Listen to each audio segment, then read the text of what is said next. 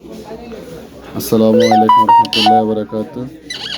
আমরা একটি মোটরের সমস্যা দেখেন, আমি মোটরটা ছাড়ছি তো 10 অ্যাম্পিয়ার নিচ্ছে, 10 অ্যাম্পিয়ার 11 অ্যাম্পিয়ার নিচ্ছে। মোটরটা পানি উঠতেছে না। যে বাড়ির ম্যানেজার ছিল উনি আমাদের কাছে গেছিল, আমরা এসে দেখি অ্যাম্পিয়ার নিচ্ছে 10 11। তুমি মোটরটা চলতেছে কিন্তু পানি উঠতেছে না।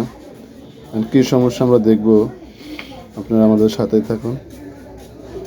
আমরা আমরা মোটরে গোড়ায় আসলাম, দেখি পাইপ ধরে পানি উঠে কিনা, মোটর কাঁপে কিনা। পরে আমরা মোটর ধরে দেখলাম মোটর কাঁপে না, মোটর চলে ঠিক আছে, কিন্তু অ্যাম্পিয়ার 10 11 নেয়। মোটর 2 হর্সের মোটর, 2 গোড়া। এখন মোটরের এই সমস্যাগুলো দেখা দিলে 3টি অপশন থাকে। একটি অপশন হচ্ছে এই মোটরের পাইপ খুলে যায় নিচ থেকে। আরেকটি অপশন হচ্ছে ক্যাপাসিটার সমস্যা থাকতে পারে। আরেকটি অপশন হচ্ছে আপনার ভোল্টেজের কারণে সমস্যা হতে পারে। আমরা এখন চেক করে দেখব কোনটার সমস্যা। আপনারা দেখতে থাকুন আমাদের ভিডিওটা। আমরা এখন ভিতরে একটা ক্যাপাসিটার আছে, ওটা হচ্ছে 50 অ্যাম্পিয়ারের। আমরা এই ক্যাপাসিটারটা পরিবর্তন করে দেখব হয় কি না। আমরা এখন ক্যাপাসিটারটা পরিবর্তন করে দেখব কোনো সমাধান হয় কি না। এখানে ক্যাপাসিটারটা মোটরের বক্সের সাথে ছিল, অরিজিনাল ক্যাপাসিটার ছিল। এখন আমাদের কাছে একটা ক্যাপাসিটার আছে 50 অ্যাম্পিয়ারের। এই ক্যাপাসিটারটা আমরা লাগাবো। যে ক্যাপাসিটার আমরা খুলছি ওটাতে ছিল 4টা কানেক্টার, এখানে 2টা কানেক্টার। আপনারা সবসময় একটু দেখে লাগাবেন, 2 টার্মিনালে 2টা তার লাগাবেন, তাহলেই হবে। কিছু কিছু কালেকশন জায়গায় এখন আমরা লাইনটা দিয়ে দেখব। দেখেন অ্যাম্পিয়ার ঠিক হয় নাই, অ্যাম্পিয়ার 11:30 12 হয়ে গেছে, 11:30 মতো।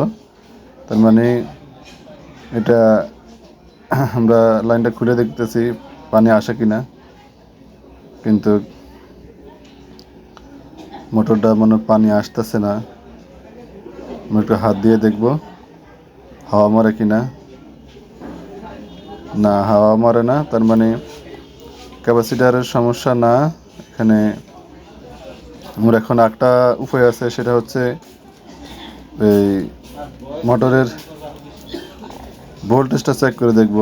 কারণ অনেক সময় যদি ভোল্টেজ কম থাকে তাহলে সেক্ষেত্রে মোটরের পানি উঠবে না। কারণ সাবমার্সিবল মোটরগুলা চালাইতে গেলে 220 ভোল্ট লাগে। আমরা ভোল্টেজটা একটু মেপে দেখি। ভোল্টেজটা দেখেন, লোড ছাড়া আছে 217। আর আমরা মোটরটা ছেড়ে দেখব। এই দেখেন মোটরটা ছাড়তেছি। হ্যাঁ, মোটরটা ছাড়ার পরে মোটরে লোড দেওয়ার পরে ভোল্টেজ কমে যায়, তাহলে এখানে অবশ্যই সমস্যা আছে। আমরা লাইনগুলো দেখি। মেন লাইন, আসলে সমস্যাটা হচ্ছে মেন লাইনের তারটা, আর্থিংয়ের তারটা ওই যে একটা গ্রিলের সাথে ঘষায় ছিঁড়ে গেছে। এই যে দেখেন, আমরা আসছি তারটা, আর্থিংয়ের তারটা ছিঁড়ে গেছে। এই কারণে ভোল্টেজ থাকে, কিন্তু বাতির রুমের ফ্যান লাইট চলে, যেহেতু মিটারের সাথে এই বডি আর্থিংয়ের কালেকশন আছে, এই জন্য ওই আর্থিংয়ের থেকেই আপনাদের ফ্যান লাইটটি চলছিল। আর যখন আমরা মোটরের লোডটা দিই তখনই আমাদের তারটা সংযোগ দেওয়া শেষ।